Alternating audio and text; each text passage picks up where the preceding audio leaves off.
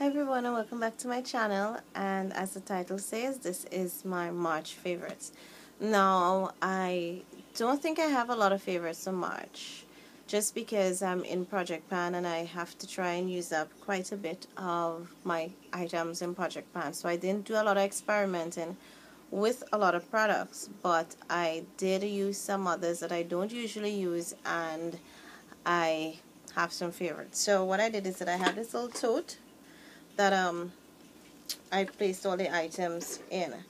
So just gonna take them out as it is. Now I have two brushes, so I will start with the brushes. And these brushes just happen to be from one brand, and that's the Everyday Minerals brand. I don't know if you can see it clearly. Now I've had these brushes for maybe about 4 to 5 years. Yes, it's long. I've had these, and these are actually similar to the brushes that Sigma has for foundation, the Sigmax brush, I think is what they're called. But Everyday Minerals, that side had these brushes a while back, and I actually started using this brush, this powder brush, with mineral foundation, and it would really buff mineral foundation well if you want full coverage, and then you like free with Fix Plus or a mist and set, and you just buff the foundation and you will get a full coverage. If you want light coverage, you know, you just use this or a lighter brush. But I bought this like a while back and I use it for mineral foundation, and then about 2 or 3 years ago I started using this for liquid foundation with my Studio Fix fluid, and also with my Revlon Color Stay when that came out. So love this brush. You get full coverage with the application. And I also noticed with my Rimmel foundation that gives you what's supposed to give you like light to medium, you definitely get a medium coverage when you use it with this brush. Now I love to use this brush. Is actually sold as an eye kabuki brush, and I had it a long time and I wasn't too sure what to use it for. And then one day I decided to try using it for concealer underneath my eyes, and I realized it was amazing. And then lo and behold, Sigma came out and they were like saying that, you know, use the Sigmax eye brushes that will look very similar to this for under eye concealer application. So I was like, oh, I've been, you know, using these for a while now. And I think these brushes are a little cheaper at Everyday Minerals, and I'll try to link them below for you. So if you can't afford the Sigma brushes, you may want to check Everyday Minerals and get a couple of these. Now when I ordered these, they used to have like a 12 kit for I think like $50 or $75. I think it was $75 for a 12 kit, and you can get brushes and full size items. So 12 items for $75 US. Now I think they have something with buy 3 items and get, I don't know if it's 30% off or something like that, but I'll link them below. You can check their promos. But I definitely would recommend these brushes, and I've had them for quite a while, so love them. Next, along with my brushes, is my Clinique makeup brush cleanser, and I had this a little while back, and I was using another, I can't remember which brand, to clean my brushes, and then I realized, oh wait, I had this. So I decided to start using it, and I realized that I loved it, and it really cleans my brush well, especially for foundation and concealer. On to face. I just have one product for face, and this is actually my pressed powder translucent from NYC, New York color, and this is a 701A.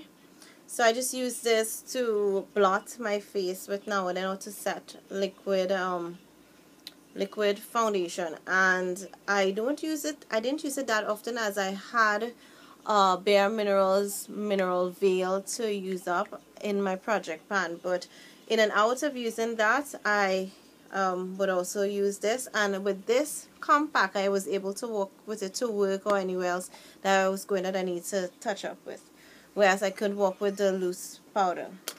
The next items would actually be, I don't know, I have actually another face item.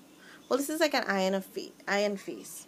because it's my Studio Sculpt Concealer in NW35. Now I think it's a little too dark for me, but it's a NW, as you know, with MAC is for cool undertones, and this is for my under eye circles, darkness. And yes, I have on foundation, and I did not put on this for today. Just for you to know that my foundation is actually on now for, I think, close to 12 hours. Yeah, I have my foundation. My whole makeup, actually, except my lip, which I just touched up a little while ago, has been on for 12 hours. So, as you can see, evidence of my Everyday Minerals Eye Kabuki brush is in here. But I use this on my under eye dark circles. Next, we have two eye products, and I gravitated a lot to my Wet n Wild Comfort Zone 8-pan palette. I've not hit pan on this, but I have used it quite a bit. I've used this green a lot, and this cream color highlighter, or beige highlighter, and I use the browns sometimes, but I love this color, definer color, too. But yeah, I used this quite a bit when I was not using my pigments that I'm trying to finish up. I did use this palette a bit. I think this is the last eye product. Well, yeah, in a sort of way. Is this like MAC liquid liner? I think this was in one of my other favorites, monthly favorites, and you can get a really thin line, as you can see, or you can get a thick line if you so desire with this liquid liner. And I really like it, and it's pretty easy for me to use. I'm not really good with liquid liner, so this works amazing. And what I like with it is that it stays on for quite a bit of the day when you do put it on. So I like that. It doesn't some of them, I know, I think e.l.f. liquid liner, the one in the, not the pen one, the other one, actually after a while you can start peeling it off. I noticed with this one you can't. Look, already I'm touching the thin line and it's not smudging. So let me try to, yeah, well, this run just a little bit here, but look, and you're good to go. So this is pretty decent, and I think I paid like about $4 US for this. I actually really like it. And sort of last with eye product would be this Victoria's Secret Very Sexy Total Makeup Remover. So it's not really an eye remover, it's more like a face remover, makeup remover, but I don't use this for my all over face because it has a water and an oil solution. As you can see, it looks cloudy because you have to shake it up to use it. I have very oily to combination skin, and just adding oil on my face would not be too great. So I use this mainly for eye makeup, and it really takes off eye makeup well, and also takes off the liner as well, and a waterproof mascara. So I really, really like this. And one lip product would actually be this e.l.f. Super Glossy Lip Shine. And this one does not have any, yeah, this one, sorry, does not have SPF in it. But what I do with this gloss is that I actually use it with my pigments to get lip color, so that I would squirt out a little bit of pigment, this on my hand, like this, and then I would